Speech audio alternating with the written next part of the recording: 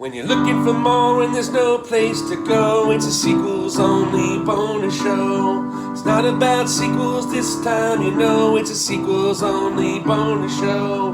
Doug and his pals, well, they know what to do, talking about movies without a part two. Looking for more and there's no place to go, it's a sequels only bonus show. Talking to stars with Doug Ditsold, it's a sequels only bonus show. Sequels only bonus show. Hey there, Doug here. Happy Monday. Hope you're doing well. Hope you're staying safe. I know Mondays suck, but I am here to make it a little better. Make it a lot better. Because I care about you, honestly. Especially you. And this week's interview is with actress, performance artist, a stunt person, singer, Misty Rosas. Man, Misty, it was such a blast to talk to because I loved her in so much. She played Amy the gorilla in Congo, and more recently, personally, she's in The Mandalorian. And for my daughter, she plays Sid of Sid the Science Kid. So we talked about her working with the Jim Henson Company, her singing, her dancing, and so much more. This is an action-packed interview. I hope you enjoy it. Without further ado, here is Misty Rosas. I'm well. Awesome. Yeah, no video. I don't want to have to subject people have to stare at me for 30 minutes. Great. No, it's like, oh, I should have asked that sooner. So. Oh, no, don't worry about it. No, I did a couple of those, and they were cool people to do it with. But it was like kind of awkward, just like staring at the screen the whole time. Not that it was awkward, but I'm sure you've done them before. Even like when I FaceTime with like my mom, like I don't know how to end the phone call or anything. But awesome. Well, thanks so much for taking the time. This would be pretty cool. I haven't talked to anybody that does. I haven't talked to anybody that's done like any stunt work or any of that, and you've done it all, singing, stunt. Yeah. So pretty cool. So I like to start in the beginning. So where did you grow up? Grew up here in Southern California. My dad was the assistant superintendent for Orange County Probation, and that is centered in Orange County, but his job was to help young boys, everyone's under 18, to get on the right track. And so what they would do is send them out to different camps. And so my dad was basically in charge of one of the camps, and we lived up in the mountains up above Lake Elsinore in the Cleveland National Forest. So it was a unique upbringing. Yeah, that's pretty unique. Literally in the forest. So growing up, what point, because you've done so much, was there like a first passion that you had that you wanted to pursue, being in Hollywood? It's kind of, it's been, I don't know, I guess I would say an unusual journey because music, it's been a part of my life, most of, my whole life, but I didn't, find that, avenue until much later. But my parents, they love music. We listened to music all the time, all of their records, and watched music shows on television. So, and then I literally just about a year or so ago, I discovered through a second cousin that, I have a very famous second cousin named Rick Roses, and he was the bass player for Neil Young, among so many others. And I never met him, but then all of the music in my life kind of makes more sense now. And he sent pictures and showed me my grandpa on my dad's side of the family, and it was all musicians. So that helped to make some sense of all of it and why I've always, since I was a little girl, been drawn to music. So that is really cool. Yeah.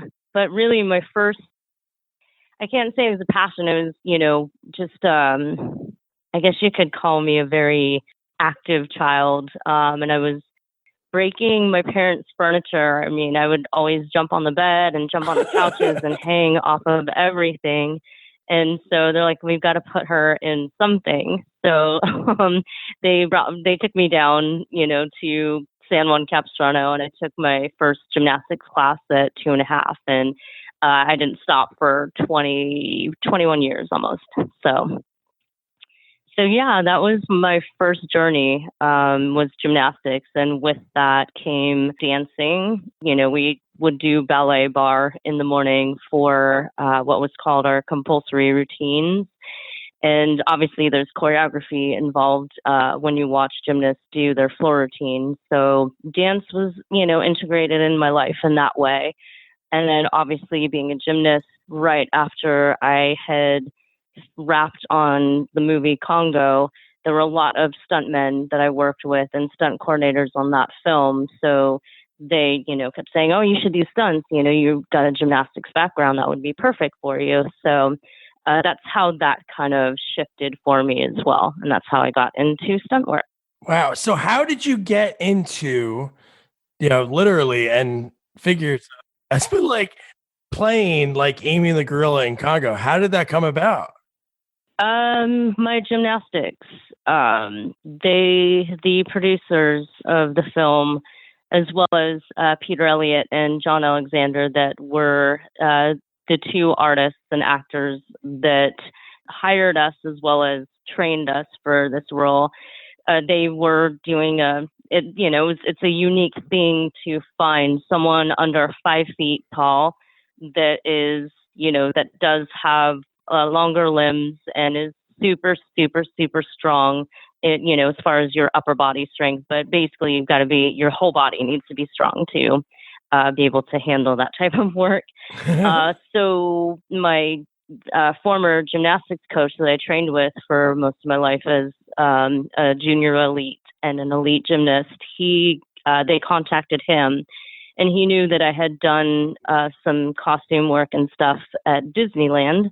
And so he, called and said, "I think you should, audition for this job. I don't know what it is, but I think you'd be perfect for it." So, so I went down, and our first audition was very much about movement. They wanted to see your coordination. They did, I believe, if I remember correctly, they brought couple of pairs of arm extensions to see if you could handle walking quadruped like that. And then, it was movement, and they wanted to see your strength. They wanted you to show some form of how strong you are in your upper body. So I did that. Wow. Did you watch like a lot of, I'm not saying it wasn't hard to find back then, but did somebody like give you a bunch of VHSs and be able to watch like footage of like the way gorillas moved? Yes, once we were all hired, the production, they gave us 3 months to train. And so in the morning, because it was me and then Lorene No, who also, her and I together, played the role of Amy. And then all of my friends that played the gray gorillas. So there was a good 13 of us. Wow. Yeah, and so every day, Monday through Friday, we would go to Sony Studios, and the morning part of the session was all training, physical training. There were 2 setups. Like, we had a huge stage where we were training and learning how to move like this. And yes, watching a lot of documentaries on gorillas. So yeah, it was just every day, every morning, we would train and do circuit training on the stage. And then they also had a gym there, and we would go there and train, which my fondest memories, it was at the time we were training at the same time that Tom Hanks was training for Apollo 13. And there's a day that I was running on the treadmill, and, this person jumps onto the treadmill next to me, and he's like, "Hi, how you doing?" And I did like a double take, and I was like, "Hi." And it was just so cool. And he was super nice. And it was my first experience with, hanging out right next to someone super famous and just running on the treadmill next to him. It was somewhat surreal. That's cool. That's awesome. Yeah. Yeah. So, we did training in the morning and a lot of strength and machines and stuff. And then we would get a break. And then in the afternoon, it was all about acting class. and learning how to walk quadruped and biped and run and all of that for 3 months before we started shooting. Wow. It was amazing. Where was it shot? First part of it was shot all around Los Angeles, like everywhere. I remember being in Simi Valley and way out in San Bernardino at one of the airports. And then once we finished all of the production shooting here, we went to Costa Rica and shot there for about 3 weeks. What was it like in that suit? It looks like it's heavy. Yeah, it is. It's very, very hot. It is very heavy. It's not, when people say they want to do this type of work, I'm always like, yeah, definitely try it. But it's not for everybody. It's you have to, the one thing that I do remember, I mean, obviously I remember everything that Peter and John taught me, as well as my friend Michelin Sisti. You have to play a mental game called Not Now, Later. And which is basically, yes, you are uncomfortable, things hurt, you can't, if you get an itch on your head, and sometimes your head, it gets really, really hot, and then you start to sweat, and then everything will calm down, but it's like you can't touch any part of your body, and so you do have to go to a very calm, zen, mental and emotional place called Not Now, Later, and just sit and breathe. So you weren't able to get out of it for like a full day? It was like there was no like easy exit if you had to get out? I mean, no. And you learn very quickly to hydrate. Yeah. I have a schedule, and I remember it and I'll forget it. And my costumers on The Mandalorian, they're just like, I'm sorry, usually my first day is not great. And they would have to take me out of my costume and then to get halfway in. And we'd, obviously, like everything, you get halfway in and then it's like, you got to hurry up and wait. And so I'd just be sitting there and I'm just like, I'm sorry. And so it's like, I promise this is the last time. And it's like, I haven't had anything to drink. And, once you get in and you start working and you start to sweat a lot, then you can hydrate again. But it's just it's a balancing act of not getting dehydrated in there. And sometimes in the morning, I wouldn't drink all my drinks early enough. So yeah, there's a lot of things that go along with it. Yeah. No, I interviewed a guy that was the suit actor for Raphael in Teenage Mutant Ninja Turtles 3. And he told me it was like the hottest summer, which I'm sure was hot when you're in Costa Rica. But they filmed that out in Oregon, and he was telling me like same kind of thing. He was like overheating, but he just knew that there was nothing he really could do. He just had to like just deal with it. That's really cool that you had that experience. And then from that, and I'm sure with all the people that you worked with that were the other gorillas, from that, just somebody reach out, they say, you know what, we're doing another gorilla movie. So for Instinct, is that what kind of got you a role like that? Yeah. And it was just, I mean, it's one of the things where I was handed such an incredible opportunity on Congo. Like those are the dream jobs that, you tend to work for. And it was my first one. So it's not that I took it for granted. I just didn't know anything else. So, and I mean, for me, it's not my natural movement to move like that. So I definitely struggled. I worked so hard. And I really don't feel that I did a good job at what my role was in it, which was a lot of, the stunts and a lot of the physical acting. And Lorene did such a beautiful job as more of the slower, I mean, obviously for her, I think one of the most famous scenes was, the cocktail scene on the airplane. And she did such a great job. I just didn't master that type of movement yet. And so when, and it was tough when it came time to hire everyone for Instinct, the group that we had, which was 12 people, 13 people, was cut in half. And so I think it was me, John, David, there were like 7 of us. So it was just a handful of people that Stan Winston picked. And, I was fortunate enough to be one of them. And it just gave me an opportunity. It's like, okay, I'm going to master this time. And, it was such a brilliant collaborative effort between, the suit performers and everybody.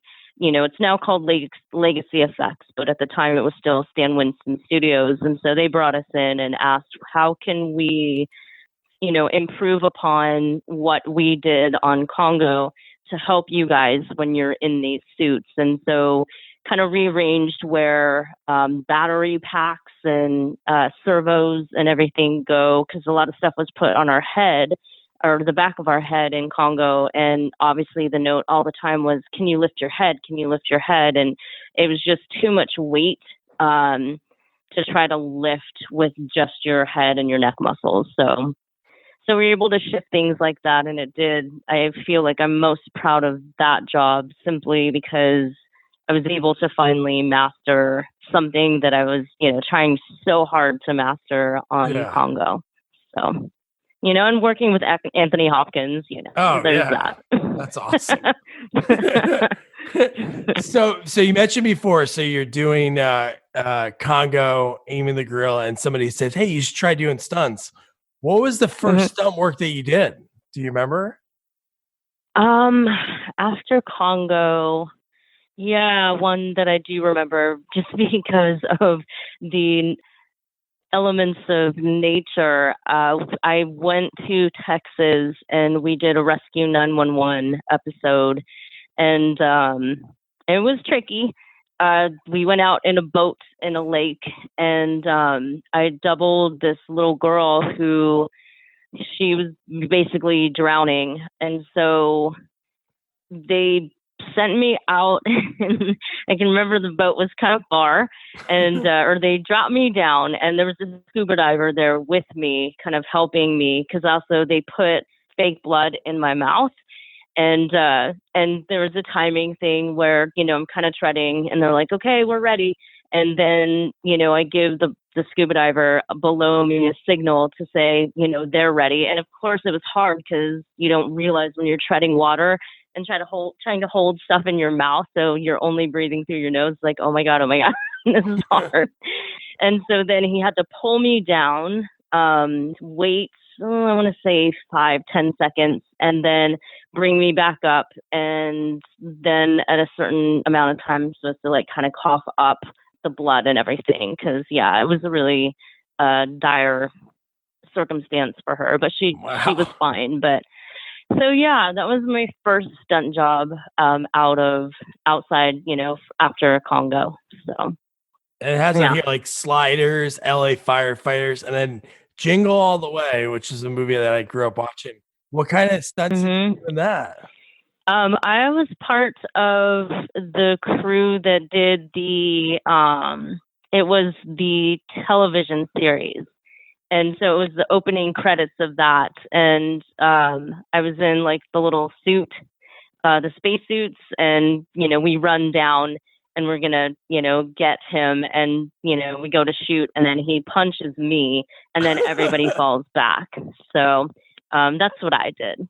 Whoa. So Arnold punched you and then you fell back and everybody dominoed? Actually, I think it was my friend Danny Winans. So so that was cool. I know some of the stunt team did go to Universal and work with Arnold, but I wasn't in that group. We were, what is it called? We were way out off of the 5 or the 14 freeway. It'll probably come to me later, but they do a lot of different, space movies out there. Oh, that's cool. Yeah, it was. And then you did a couple of Casper movies, one with Steve Guttenberg, which is pretty cool. And then the other one has Terry Garr. Let's see. I did the first one, and I actually, for that film, I doubled a little old lady who she's walking, through a park or whatever, and then Casper scares her, and she, obviously gets really scared and lifts her walker and turns and runs and does this comic kind of, she runs into everything. I run into a mailbox thing and I, bounce over that and then do like a cartwheel over the bench and I don't know, like a cartwheel back handspring or something. It was, just like a little long sequence. And then the second film, I doubled Hilary Duff actually in that one. Yeah. So instead of going through all your credits, is there a time like stunts gotta be, have you ever done a stunt that you were like, wow, this is like kind of hairy? Yeah. Let's see. I mean, there's been a few times I've been banged up a lot. I broke my finger on a whitewater stunt and it just was not, the stunt itself went okay. I just remember we were all on a raft together. And it was like supposed to be this makeshift raft. So it wasn't even, a real one. And we had to go through and hit this rapid, I think it was a 3 or something. And everybody's facing different directions. So when we hit it, I know I hit my friend, her and I hit heads really pretty hard. And it's like, okay, whatever, it's fine. But then they tried to pull us in and that didn't go well, which, a lot of the raft masters and safety are just like, you shouldn't do that. You should try to just, have them jump off and swim to the side. And they didn't listen. And so they tried to pull us over and our raft started to take on water. And so it was tipping. I was in the middle and I didn't want to fall onto any of my friends. So I tried to hold on as long as I could and wait for everybody to try to get around. And so then, unfortunately, when I jumped in, the raft had totally flipped and I was starting to slide underneath it. And luckily, a friend of mine who stayed on, she saw me and grabbed my coat and pulled me up. And somewhere in that, I broke my finger really bad. Wow. So that one was hairy. That wasn't a good moment. Is it a really tight knit community? Because you work with a lot. Do you like work with a lot of the same people? I mean, here and there, I, tend to, because of my height, it's obviously very unique. I definitely have worked with a lot of the same people, but I mean, stunt people in general, everybody really does a good job of looking out for each other and taking care of one another. And, I always say a little prayer for everybody, before we do anything, because I never want to see anyone get hurt. And, you obviously are put into situations where, yes, something can go wrong. And, oftentimes it does. So, it is. It's a solid community. People in the stunt world, they do take care of each other, which is really nice. That's awesome. So then from there, I mean, you did more stunt work, but then you get back into I'm sure maybe IMDb is not right, but you played Barry Barrington in the Country Bears? Mm-hmm. Yeah. Wow. Yeah, that actually for me, so I've been doing a lot of suit work, but basically doing that type of work with Stan Winston Studios and Legacy Effects.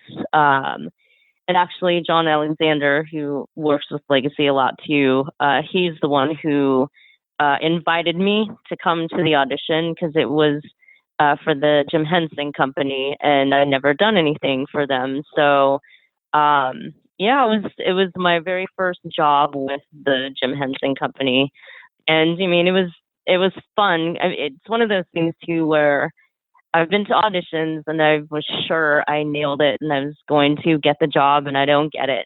And then just remember that audition, I just felt like I had totally blown it. All my friends were in the waiting room, waiting for their audition. They're like, how'd it go? I was like, oh, I'm so not getting this part. Well, good luck. I'll see you later. Bye. But sure enough, I got that role and it was just a great opportunity, a new one, to work with the Henson, company and all of their puppeteers and performers. And that style of suit work was different for me. So it was also, again, a very fast, quick paced learning curve of how to do that technique well. So, it was suit work, but it was a different style. And luckily, my friend Michelin 50, he has been with the Henson Company for a long time and on Broadway in New York. Oh, sweet. And just, he's brilliant, brilliant actor and puppeteer. And he took a lot of time, and actually his role was then given to someone else because of the time that he took for me and for my puppeteer Alice in order to help us with our job. And I mean, that's one of the most selfless things I've ever experienced anyone doing. So it was really kind. Wow. So, yeah. It's nice you had somebody looking out for you. That's wow. Yeah, he does. Because then later, the Henson Company was beginning to create what is called Henson Digital Puppetry, their own HDPS system, which is motion capture. And so Brian Henson brought Misha and I in to do a film test for, and it was just, again, a test, but we were Muppet babies. I was Baby Gonzo and he was Baby Kermit. That's and he awesome. had done a little bit of work before. And again, it was my first time, and it was, I was having, struggling like everybody does when you are put in that volume. And it's like, there's no cameras. They're kind of nowhere and everywhere because they're up above you on a grid. And then learning the physical space that you need to maintain between yourself and the other actor on the, volume floor, in order to accommodate the space for the actual character that's streaming on the screen. So yeah, it's nutty. I love but again, he helped me out a lot. So that's cool. I told you in email, like my daughter, she's 15 months now, but we started watching like Sid. And when we were watching it, I go to my wife and I'm like, because I love the Muppets. Like I probably get more excited for I was like put on Sesame Street. And I'm like, this is like really cool to watch this again and not be like questioned by people. But so no, I'm like, when I'm watching Sid, I was like, oh man, that doesn't seem like it's like, that doesn't seem like it's just like normal animation. And then when I watched videos on it, and it was probably one that you were in on YouTube, I'm like, this is so cool. And then I interviewed Bruce Lanoil, who played Dog when the dog was in a few episodes. So he was pretty cool talking about it. So that was such a cool role. How was like playing that character of Sid? It was amazing. It was, again, one of those moments where I'm really glad that John Alexander and Peter Elliott taught me the technique of not now, later. I remember our first season, the first 2 weeks of season 1, and our days, every single day was, 14 to 16 hours. And I remember calling my mom driving home, and it was like, I don't think I can do this. I'm so tired. And for me, Sid is in every single scene, every single episode. So basically, and when you're a motion capture performer, you don't have a stand-in. So you are on the floor, blocking with camera and the directors, and then it's time to roll, So yeah, you have the opportunity to, you can take that to really get familiar with where you're at in the space. And obviously that's a challenge because nothing is out there with you. So they use, Apple boxes and PVC pipes and different things to give you your space and, to help you get familiar with where you're at. But it's really challenging. What people don't realize is you have to move 3 times bigger and faster and, 3 times farther on the volume floor than what the character is doing. I always laugh because we'll watch things and it just looks like the most fun, easy job in the world. And it is one of the hardest things. It is extremely physical. Like we just did, they just started airing Word Party. We watched that. Season 4. She likes yeah. Great. And we did a lot of dance numbers for this season. And same thing, when they render the characters, it slows them down a little bit. And the rendering is about adding kind of like for my character Lulu, that Dorian Davis puppeteers. She's got like that fuzzy baby panda fur. So all of those things that are part of the rendering process, it slows the character down. I don't understand it because I'm not a tech person, but when I saw season one, I was just like, oh my gosh, okay, I need to amp up my performance on the floor. And then when we're doing choreography, you've got to learn it and you've got to actually be, I would say, one count ahead, because again, the rendering slows you down. And so it looks like, we're dancing, but we're behind the music and we're really not. It just is that whole process. So thinking about all of these extra things and then trying to dance like sharper, bigger, faster. And people are just like, oh my God, didn't realize like how crazy that is on the floor. So, because everybody's just watching the show on the screens and, it's a good show. So, but, and they're like, oh, I couldn't do that. I couldn't do what you do on the floor. It's like, you could. It just takes some time and a lot of physical working out.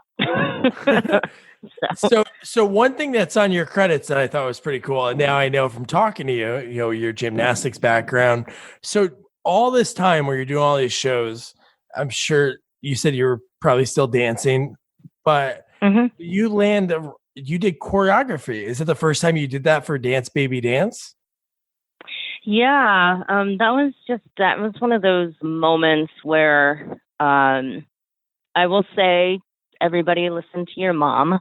I stopped when I first moved up here. I had a plan, and once I got settled in here, I was going to do stunts and stuff, and then I was going to be part of the Planet of the Apes movie, but then all of the roles, I think, for females were rewritten. And so that was it. And I was like, okay, that's okay. And so I decided I danced at the Edge Performing Arts Center, 2-3 classes a day, every day for a year. And then went to the auditions, and it never occurred to me that my height would be such a factor, and I understand it. I having been on both sides of the camera, I get it. Like I had to laugh because I stopped dancing for a while after that whole thing, and I was not signed with any dance agencies, and they were really kind, and they're just like, you're a great dancer, but you're just so tiny, so we're not going to bring you on. And so even though that was like soul crushing, it was just an important moment to, understand too that what are you doing everything for?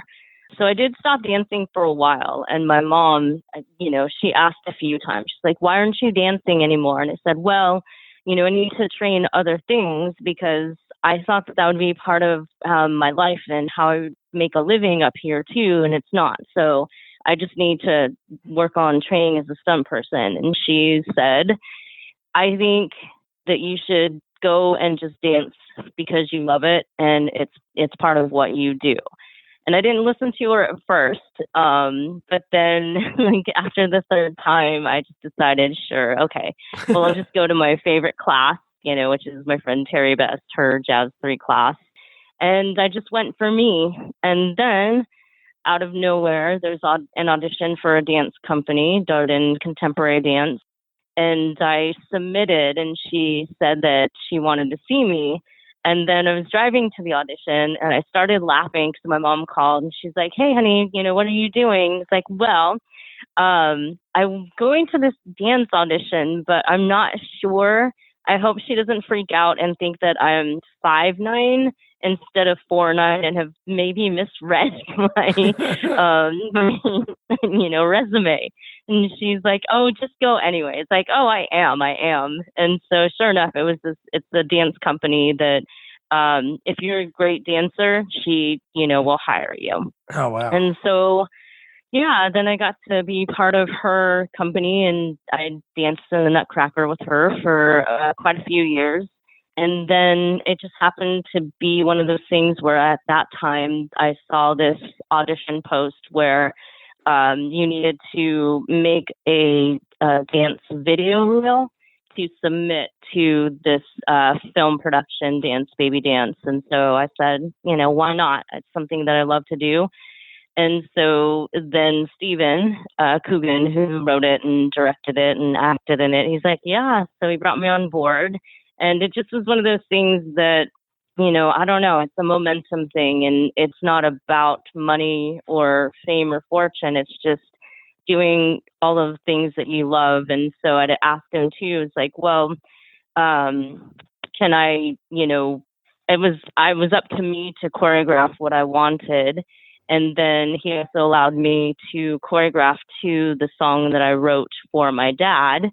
I couldn't be the song with the lyrics. Like my music producers actually had to make me another track, which is just the music score.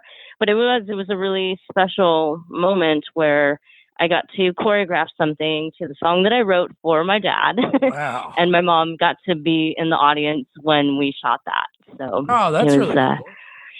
Yeah, it was pretty amazing.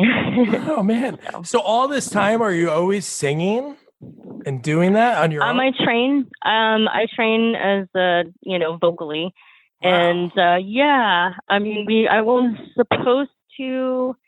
After everything that's gone down, which, I think too, sometimes this whole moment in our lives is good for us to just slow down. But I was originally going to do a show with my bandmate on March 31st, but that's been pushed, and I'm hoping to do a show with them on June 10th. So yeah. Music it's in my blood. It's something to do. But I take it now as my passion project. People can access it anywhere. All my songs and everything and music videos are on YouTube. Oh, sweet. I'll put all the links to it. Yeah. It's more about, I hope that my message and all of the lessons and everything that I've been through, I just hope it resonates with people, and then also encourages them to, despite circumstances, don't give up, just keep, if it's something that you're passionate about and you love to doing it, just do it for that reason, and everything else unfolds from there. No, that's true. So one thing I have to ask you about, because it's another, you get to work with like Jim Henson, and so Star Wars, The Mandalorian, that is like, were you a fan of Star Wars growing up? Yeah. Obviously the second movie, The Empire Strikes Back and Return of the Jedi, for my younger brothers and I, we were pretty young at that time, but old enough that we knew what was going on and we really wanted to go. Yeah. So I've been a fan from the beginning. It's just, for me, the message, Yoda is my favorite character. I love them all very much, but Yoda, I just always resonated with that character. I don't know, it's just, I understood him and his wisdom. So, yeah, I always liked the Jedis, Obi-Wan Kenobi too. I really, really liked him as well. So you're a little girl, everybody else is like Harrison Ford, Mark Hamill, and you're like, man, that Obi-Wan Kenobi. Yoda and Obi-Wan Kenobi, all the Jedis. Maybe that's why, I don't know, like I think I've been a yogi my whole life. So, because I teach it and I practice, I got certified too. I was introduced to yoga in 2002 after the Country Bears. My puppeteer, Alice, she knew my body was pretty beat up and broken, and she's just like, you should come to a yoga class with me. And I really didn't know anything about it, but from my first class, again, it's one of those things that I was hooked. And so I've been practicing since 2002, and then I got certified to teach in 2006. So, wow, look at that. That's cool. Yeah, it's just a side thing that I do. It's my karma job. I just like to give something back to people. And I know what it's done for me. And I know what it can do for other people. So, I know people, they're not always excited about trying it, and they're scared. And it's just like, it's movement. It's just opening your body, and just take it slow. So, So it's great. You loved Yoda. That was, Jim Henson. yes. To work with his son. That's awesome. Yeah, Brian's fun. We've done a lot of different jobs together, and he just makes me laugh.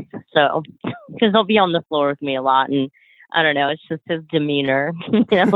He'll come up and he, allows me a lot of freedom with some of the characters that he gives to me to help create, and they pitch things a lot. So that's always a fun process, is to step into this other character's shoes and choose and decide, the way they move and all of that. It's always a fun process. So. Well, that's awesome. Well, Misty, one thing, thank you so much for taking the time. One thing before I let you go, because you've done pretty much everything it seems like you set your mind to. Was there anything way back when that you wanted to do? When you're a kid, sometimes when somebody wants to be a police officer, a firefighter, a doctor. Was there anything that you had before you knew, what you wanted to do?